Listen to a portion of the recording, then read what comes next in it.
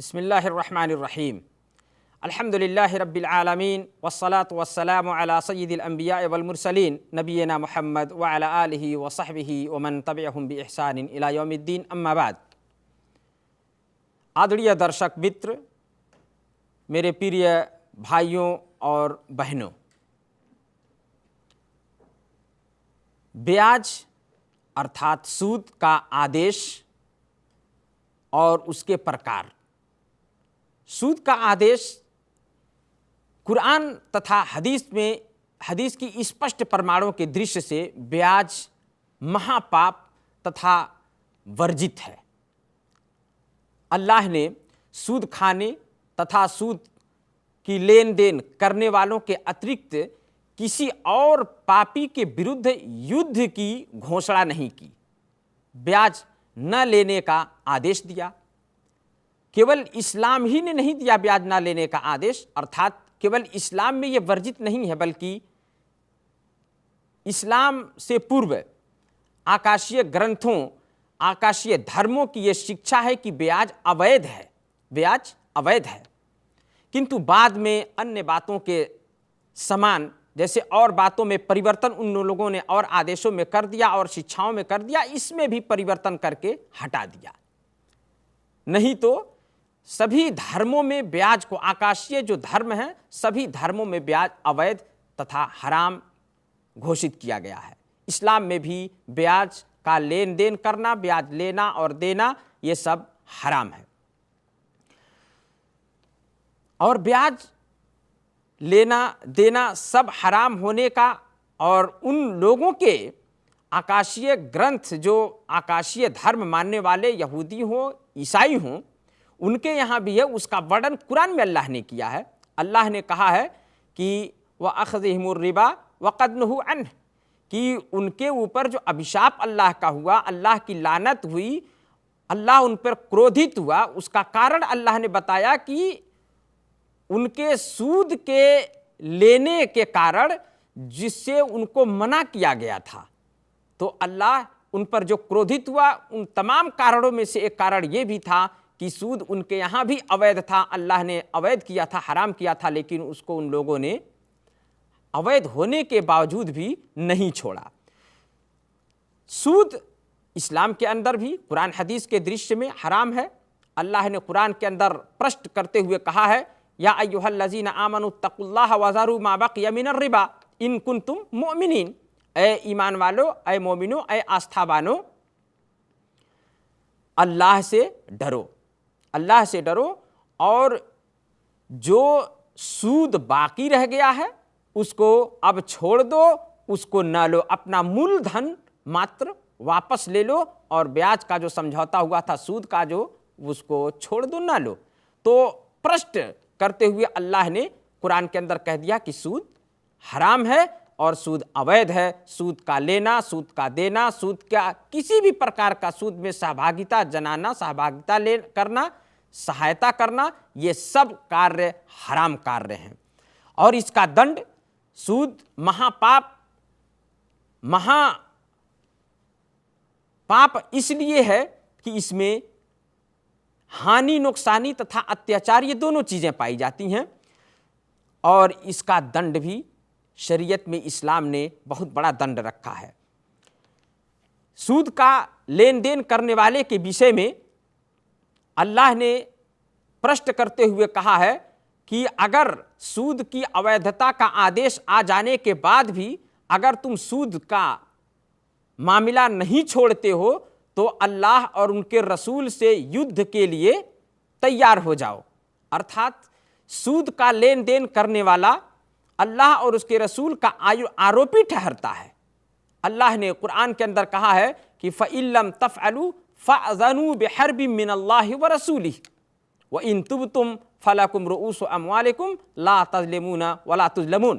कुरान में अल्लाह ने कहा कि अगर तुम ऐसा नहीं करते, यानी सूद का कारोबार, सूद का लेन देन नहीं छोड़ते, तो अल्लाह और उनके रसूल से युद्ध करने के लिए तैयार हो जाओ।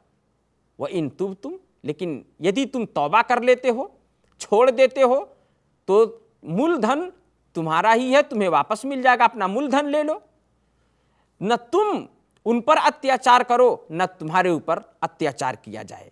तो स्पष्ट रूप से ये अल्लाह और उनके रसूल से युद्ध है, जो आज भी उसका प्रभाव देखने को मिलता है कि सूद का कारोबार करने वाला सदैव परेशान रहता है, सदैव उसको चिंता सताती है, उसके ऊपर अन्य प्रकार की परेशानियां आती रहती हैं।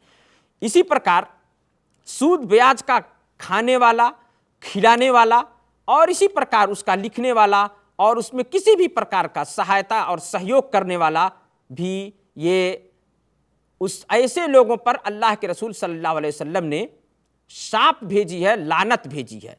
हदीस में आता है, सहाबी कहते हैं कि लाना रसूलुल्लाह सल्लल्लाहु अलैहि वसल्लम आकिल रिबा व मुकिलहु व कातिबहु व शाहिदैहि व कातिबहु व शाहिदैहि व क़ालहुम सवा।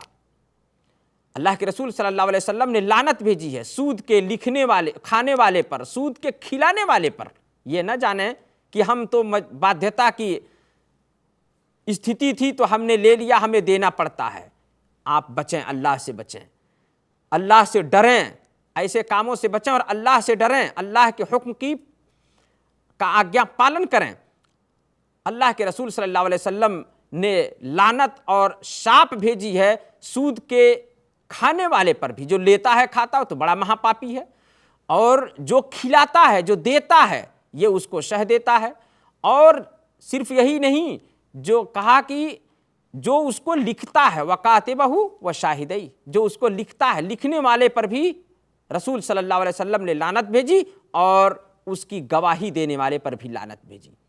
तो मेरे मित्रों, इस प्रकार सूद ये महापाप है। सूद से बड़ा शिर्क के बाद कोई पाप नहीं है। इसी प्रकार सूद के खाने वाले के विषय में अल्लाह ने उसकी परिस्थिति महाप्रलय के दिन क्या होगी बताते हुए कहा है कि अल्लज़ीना याकुलून रिबा ला यक़ूमून इल्ला कमा यक़ूमुल लज़ी यतख़ब्बतहु शैतानु मिनल मस। महाप्रलय के दिन जब उठेगा तो पागलपन का जैसा दौरा होगा उस पर। जो सूद खाता है, जो लोग सूद खाते हैं, अल्लाह ने कहा कि जो लोग सूद खाते हैं, महाप्रलय के दिन वो ऐसे ही सीधे स्थिति में नहीं खड़े हो पाएंगे जैसे शैतान ने उनको छू करके पागल बना दिया हो, लड़खड़ाते हुए उठेंगे, लड़खड़ाते हुए उठेंगे। और इसी प्रकार सूद इतना घृणित कार्य है, सूद का लेन देन, जिसको जो देखने में बड़ी ऊंची बिल्डिंग दिखती है उससे कमाई हुई धन और दौलत, लेकिन वास्तविक में उसकी बरकत उठा दी जाती है, उसकी बरकत खत्म कर दी जाती है। और अल्लाह ने इसके बारे में, इसके विषय में कुरान के अंदर प्रश्न करते हुए कहा यमहकुल्लाहु रिबा व युर्बिस सदक़ात। अल्लाह क्या करता है? अल्लाह सूद को मिटा देता है। देखने में भले ऊंची बिल्डिंग दिखे, लेकिन उसका लेन देन करने वाला और उस लेन देन से बिल्डिंग बनाने वाला, धन संपत्ति को इकट्ठा करने वाला कभी सुख चैन नहीं पाता है, उसको कभी शांति और संतुष्टि नहीं मिलती है। तो अल्लाह ताला ने कहा कि यमहकुल्लाहु रिबा व युर्बिस सदक़ात।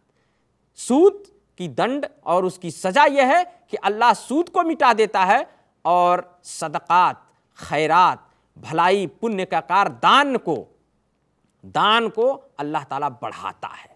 दान करेंगे, बढ़ावा होगा, अल्लाह उसी में संतुष्टि देगा। लेकिन सूद का लेने देने वाला कभी संतुष्ट नहीं होता। तो ये सूद का आदेश जो एक हराम और वर्जित कार्य है, सिर्फ इस्लाम में नहीं बल्कि सभी धर्मों में अल्लाह ने यही आदेश दिया था। लेकिन पूर्व धर्मों में लोगों ने, पूर्व आकाशीय धर्मों में लोगों ने उसको परिवर्तन कर लिया और इस्लाम में अभी तक है और ता क़यामत इसकी अवैधता बाकी रहेगी। और यह महापाप है और इसका दंड है दुनिया में भी, संसार में भी और परलोक में भी, मरने के बाद भी। अल्लाह से प्रार्थना है अल्लाह हम सबको हर हराम और अवैध कार्य के लेन देन और उसके विधि और उसके साधन से अल्लाह हम सबको बचाए रखे, हमें दूर रखे और हमको हलाल कमाने की, वैध कमाने की तौफीक तथा साहस प्रदान करे। आमीन। वसल्लल्लाहु अला नबीना मुहम्मद व अला आलिहि व सहबिहि वसल्लम।